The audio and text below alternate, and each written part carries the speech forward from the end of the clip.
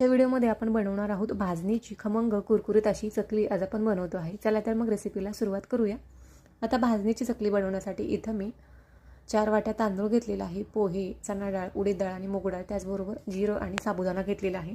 आता 4 वाटी तांदूळ ज्या वाटीने घेतले त्याच वाटीने 1-1 वाटी असं प्रमाण बाकीच्या गोष्टी इथं मी घेतलेल्या आहेत। आता हे तांदूळ जे आहे ते 2-3 पाण्याने स्वच्छ धुवून घेतले आणि एखादा तासभर आपल्याला फॅन खाली हे सुकत ठेवायचे आहे। आता त्यानंतर चणा डाळ, मूग डाळ आणि उडद डाळ जी आहे ती आपल्याला चांगली भाजून घ्यायची आहे। पोहे, जिरं सुद्धा आपण भाजून घेतलेलं आहे आणि सगळ्यात शेवटी आपल्याला हे तांदूळ जे आहेत ते सुद्धा चांगले खरपूस होईपर्यंत भाजून घ्यायचे आहेत।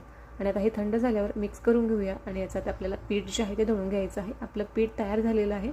आता 1 कप हे पीठ मी इथं घेतलेलं आहे, त्यामध्ये 1 चमचा तेल टाकून घेतलेलं आहे। हे तेल जे आहे ते छान असं पिठाला चोळून घ्यायचं। त्यानंतर आता इथं कढई ठेवलेली आहे, त्यामध्ये 1 कप पाणी टाकून घ्या। जेवढं पीठ आहे तेवढंच इथं पाणी मी वापरलेलं आहे। त्याचबरोबर चवीपुरतं मीठ, पांढरे तीळ, गरम मसाला टाकून घेतलेला आहे, लाल तिखट टाकलेलं आहे। पाण्याला उकळी आणून द्यायची आहे। पाणी उकळलं की मग यामध्ये थोडं थोडं करून आपल्याला हे पीठ जे आहे ते मिक्स करून घ्यायचं आहे। 10 मिनिटं झाकण ठेवून असं ठेवून देऊया। त्यानंतर ताटामध्ये ओतून घेतलं।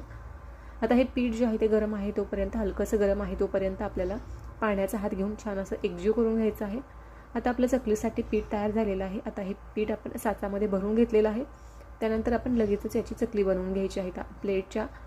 प्लेटवर आपण छान अशा याच्या चकल्या बनवून घेतलेल्या आहेत। तेलसुद्धा गरम झालं की मस्त अशा आपण मध्यम आचेवर खरपूस होईपर्यंत ह्या चकल्या तळून घेतलेल्या आहेत। एक करून आपण सर्वच चकल्या इथे तळून घेऊया। अतिशय खमंग कुरकुरीत राहणारी ही चकली आहे, अजिबात तेलकट न होणारी, अगदी